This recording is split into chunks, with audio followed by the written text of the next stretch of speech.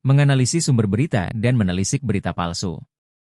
Hai teman-teman, balik lagi di channel kesayangan kamu.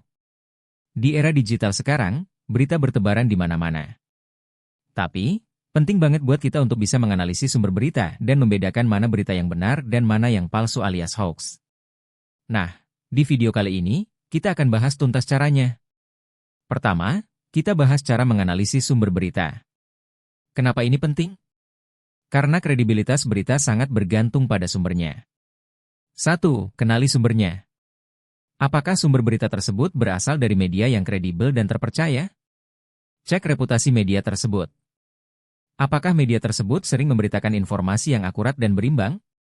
Contohnya, media-media besar seperti Kompas.com, Detik.com, BBC, Okezone.com, Pikiranrakyat.com atau Antara News umumnya memiliki standar jurnalistik yang baik. 2. Cek penulisnya. Apakah penulis berita tersebut ahli di bidangnya? Apakah ia memiliki rekam jejak yang baik sebagai jurnalis? Kadang, berita hoaks ditulis oleh orang yang tidak kompeten di bidangnya. 3. Perhatikan domain website. Website berita yang kredibel biasanya menggunakan domain resmi, seperti .com, .co.id, .net atau .org. Hindari website dengan domain yang aneh-aneh. Sekarang, kita bahas cara menelisik berita palsu alias hoaks. Ada beberapa ciri-ciri yang perlu kita perhatikan.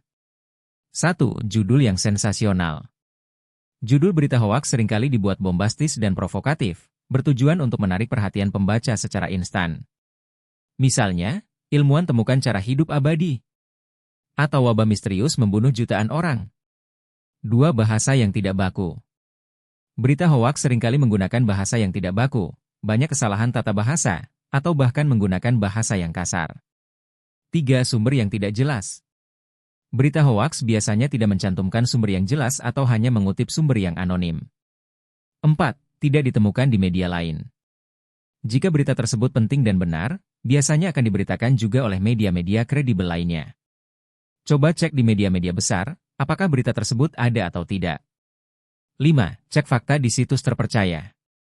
Gunakan situs-situs pengecek fakta seperti turnbackhoax.id, Mavindo, atau cekfakta.com untuk memverifikasi kebenaran sebuah berita. Jadi, dengan menganalisis sumber berita dan memperhatikan ciri-ciri berita palsu, kita bisa terhindar dari informasi yang salah dan menyesatkan. Jadilah pembaca yang cerdas dan kritis.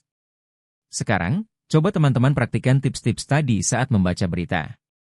Jika menemukan berita yang mencurigakan, jangan ragu untuk memeriksanya lebih lanjut. Tulis pengalaman kalian di kolom komentar ya. Jangan lupa like, komen, dan subscribe untuk video edukasi lainnya. Sampai jumpa!